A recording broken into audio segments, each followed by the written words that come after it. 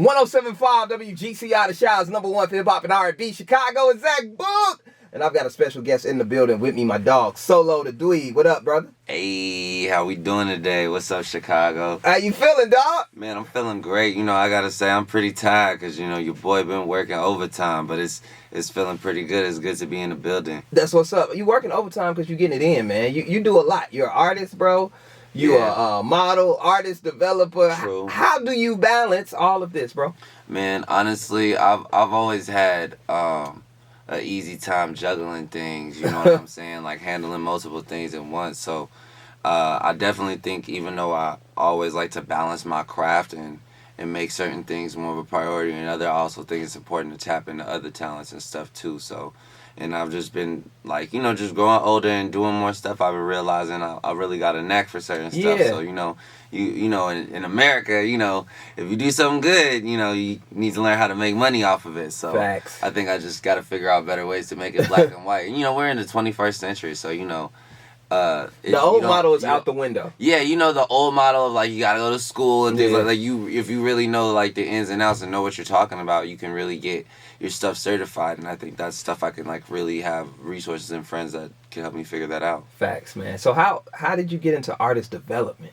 Man, I just realized I had a knack for branding and marketing. You know what I'm saying? Like my dad definitely helped me out with that. He used to own Refuge.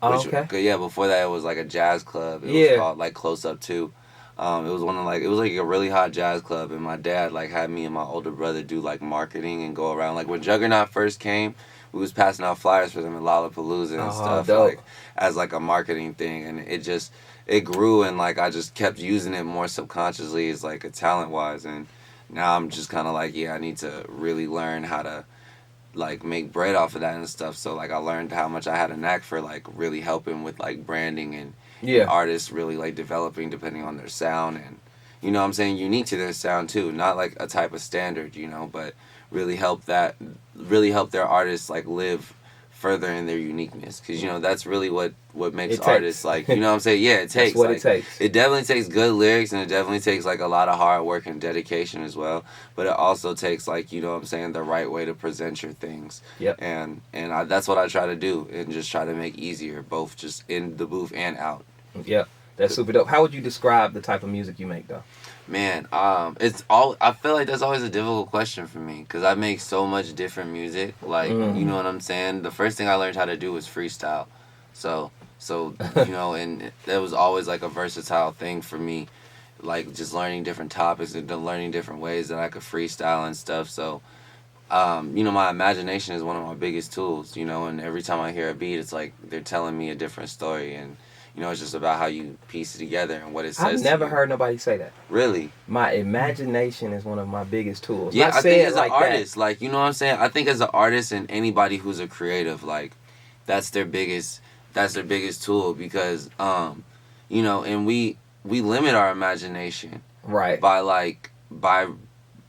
reality, you know what I'm saying? Like, because people feel like because they're a certain age or because they live life a certain way, they can't possibly create something that they think in their head, and it's very easy to like make those things and make it come to life and still remain true to yourself, like both musically speaking and otherwise. Yeah. You know, I think I say that because like even with music, because music is mainly what I do, art is such like a universal thing, and it's like the same thing about expression. Like the same thing I could say about my music could be said about a painting artist or an interior decorator, you know what I'm saying, because it's all creation if you think about it. What school did you go to? I went to Robert A. Black out here. That was the last school I went out here, but I graduated from Lawrence Central in Indianapolis. Okay. Yeah. You got that eclectic vibe, bro. Nah, yeah, man. I've been around the way. Like I've had a couple of experiences, and that's definitely helped me gain some knowledge. Yeah. On the wisdom side, even my OG said I'm getting a little wise. Yeah. I have little wise moments, but you know I still have young moments too. So it's like hand in hand. I'm a Libra, so I'll be balancing it. It goes back and forth. Yeah, I would say so. Like, you know what I'm saying, but in a good way though. That's what's up, man.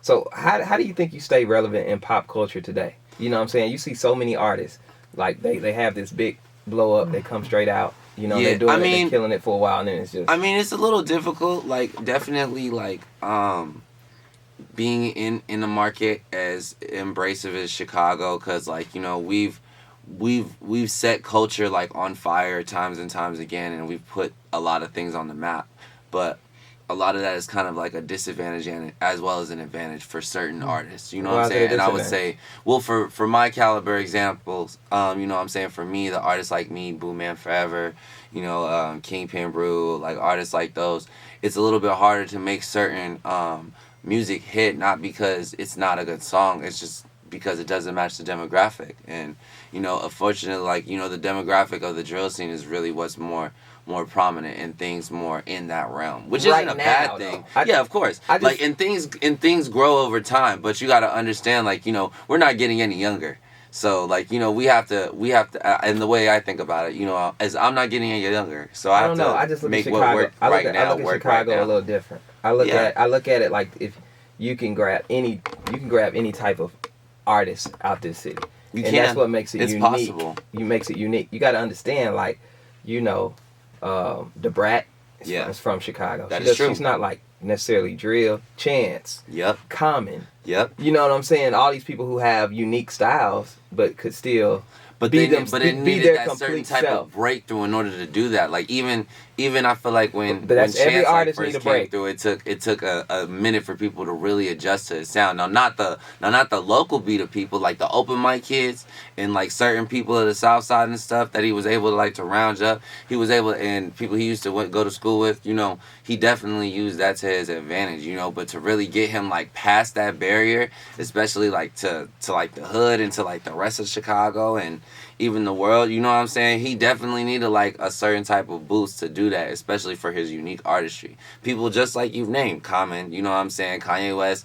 I can't be fully, I don't want to fully talk about the Brat's history because I'm not fully like versed on it, even though I did like grow up listening to the Brat for sure.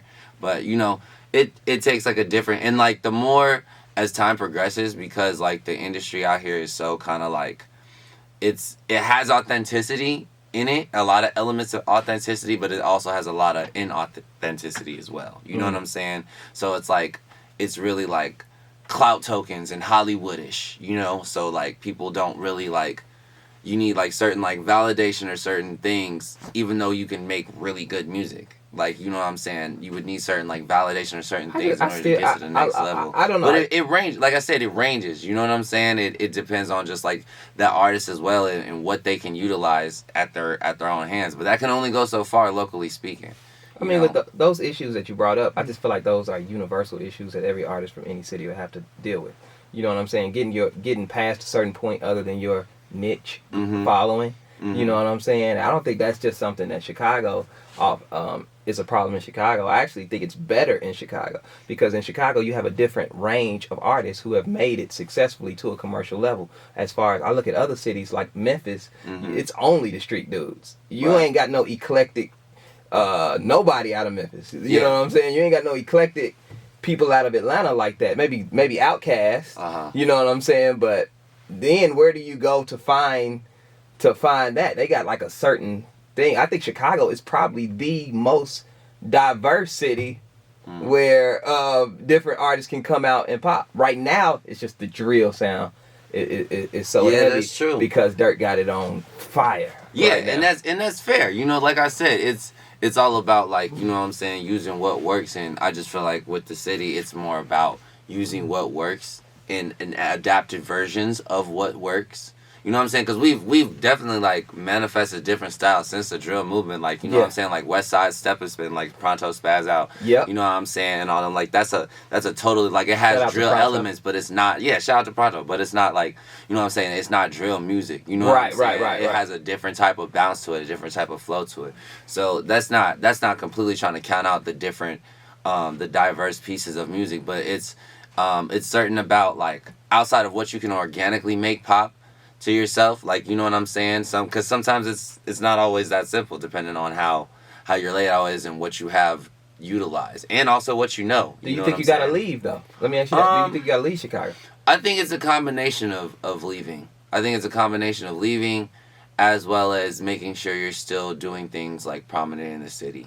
But if you're leaving and you're doing something significant enough outside the city, then yeah, it's definitely necessary. But I don't think the problem is ever really leaving, because really, like, traveling is key. Yep. Traveling is like how you grow. And then honestly, like I said, what really feeds the imagination is experience. Mm-hmm. You know what I'm saying? I think I was just talking about this to somebody recently, just as like an artist. Like, you know, experience is really like what feeds you as an artist. Because like what makes you lame as an artist is when you talk about stuff and make stuff up. So if you don't want to make stuff up, you got to go live life and go do stuff and let, you know what I'm saying, whatever life finna offer you happen to you. Ooh, I love that. You know what I'm saying? Like, for real. So like, that's one of the things that I've realized, as far as like, especially when I have like writer block and stuff like that. Like, I just be like, let me just wait for it to come to me, and I go live life, and by the time I come back to the studio, I have something to say. Yep, and I agree with you 100%. I don't think people think, oh, you gotta leave and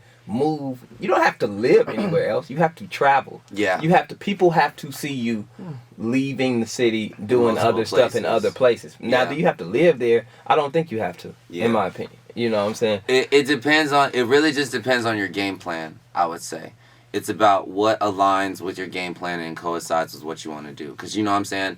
Let's say it's a Chicago artist where a person like does certain type of good work, or let's use even me as an example, hypothetically. Yeah. Let's say I make good artistry, I can catch a good crowd, I can fill up a spot, whatever.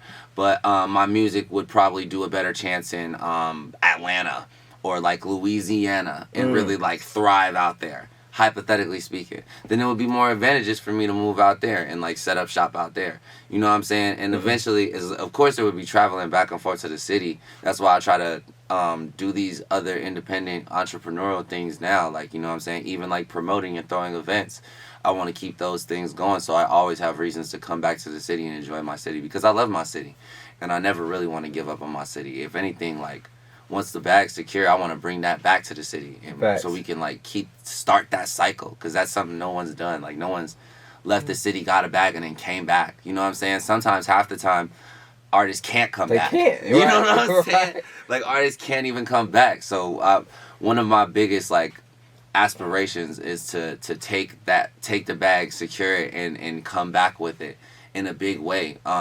Especially for, you know, us, you know, people like us, because we're the people who really need it the most. Like, one thing I've learned, like, doing a slight teaching program, teaching, like, hip-hop music to kids, is, like, art is so needed in all the hoods and project communities all over the city. Like, and I almost kind of forgot that. I really realized that when I was in U Media, and I was, going there, because I went there for the first time on a Wednesday open mic night, which was like, you know, it was crazy. Like, Chance was there, like Pivot Gang was there, you know, the Village was there.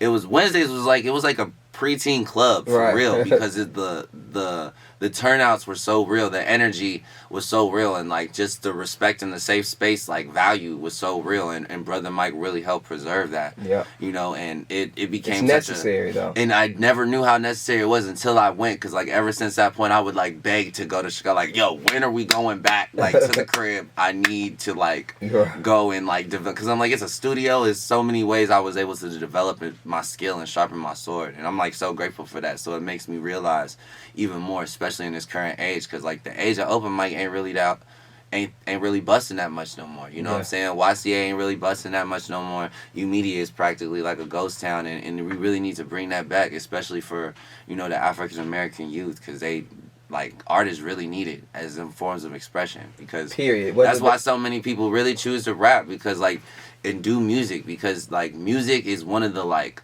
is not only one of the most popular ways of expression, and people follow trendy things, so they want to be trendy so they can really express themselves that way, but also because like it's a really great way to express yourself, you know? And get your message out, and it can turn out to be a beautiful message, or it can turn out to be something stupid, but so stupid that it's raw, you know, like the FNF stuff, like that's that's an expressive song. Like, you know what I'm saying? That Like, song is absolutely amazing. exactly. You know what I'm saying? Like, if you're a real dude, Absolutely then amazing. you will really like support that song. And Well, I support personally like when women. I like my female rap when they pop they stuff. Yeah, absolutely. I love City Girls. I think that's the best stuff. Like, I you think know, that's like the best Bia, sounding to me. like G. Yeah, like yeah, Bia, I like that and it's stuff. crazy That's my because favorite all kind of music. the female artists that are emerging and becoming like harder and harder in the scene, they get the best beats.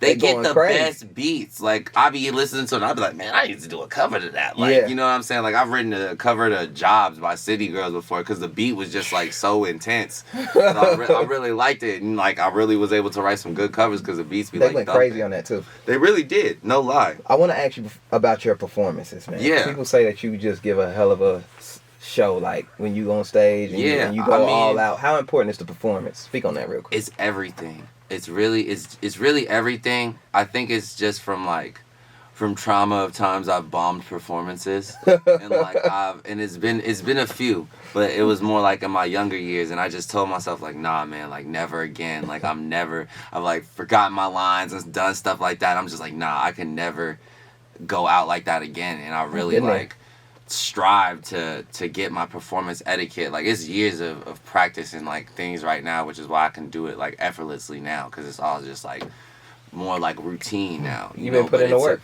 Yeah, absolutely. And it's just like really just giving my everything every time I perform has always been like an etiquette of mine, and now it's like one of my best traits. Like, and I feel like that's the biggest way I gain fans. Like if people want to like really understand like what it is they trying to get into, I'll just be like, come to a show. And you can like catch the energy. You know, it's funny because like I performed at Grant Park one time for Tip Fest for Donda House. Shout out Donda House. And I kicked over a speaker. Oh wow. Yeah. So the thing was, the speakers were different sizes on the stage, but I didn't know that. And the first time I was on the speaker, I put my foot on one and it was a big speaker. So when I kicked off of it, it was cool. So I was already turning up and like. And the crowd was like definitely feeding into the energy. So I did it again, and it was on a little speaker, and it boom, boom, boom, boom, boom, boom, doom, doom, doom. But I didn't really know what to do, so I just kept performing. And apparently, while I was performing, like one of the electric dudes was just standing there, like behind me, looking at like. They have a picture of it. I gotta send it to you. I know he was pissed. It's so. Oh my god, it was so funny. Like if you look back at the pictures, they look so mad, but it was so funny. They apologized later though, but like it was so funny. And Donda said, "Don't worry about it." They were just like, "Yeah, the performance was so great. Like, don't even sweat it." I'm like, "Cool." Then it worked out for everybody. But yeah, I try to give 110. Yeah. Nah, yeah, because you know that's part of the thing. Like one thing I've learned about just trial and error. Like you know what I'm saying, like. One thing that I think is another thing that artists really mess up at, and I've definitely seen, I'm sure you've seen this like talked about on the gram and stuff, is like people are afraid to fail. Facts. And the problem with being afraid to fail and playing it safe is you never take risks, and if you never take risks, you never really get to see if you can do something or not. You know, so I've failing is part of it. It's kind of like dating. Like you know, you don't really like get good talking to girls per se, like especially if you ugly, like you don't get good talking to girls like out of nowhere. You practice, like, and sometimes you get rejected, and eventually you know what to say and you start getting better at that stuff. I would say like the same thing works with artistry, and it was a lot more trial and error. Luckily a lot less error, more trial, and just like more practice, and it was just because I wanted it, you know. And I just saw people who were my peers who just like grew into such greater things, and unfortunately, you know, because I wasn't living in Chicago, I wasn't able to fully utilize those resources the same, but I still gained a lot from it, you know, and I just want to, you know, be the best artist that I can be, just regardless of whatever stage I'm on, whether it's like a floor stage where I'm looking eye to eye at the crowd, or like at a Summer Smash stage. Right. Hint, hint, manifest. Manifest it, brother. There it is, man. Solo Dweeb, 107.5 WGCI, your boy Zach Bug, Solo Dweeb. Any last words, bro? Man, y'all can find me everywhere at SoloTheDweeb. My music's not trash, I promise. Check it out. Shout out Zach, shout out WGCI, shout out Juice Room. You know what I'm saying? Shout out Joyce. You know how we going. It's up. It's up. You know what I'm saying? It's up and the future's bright. There it is, man. It's GCI. Yes, sir.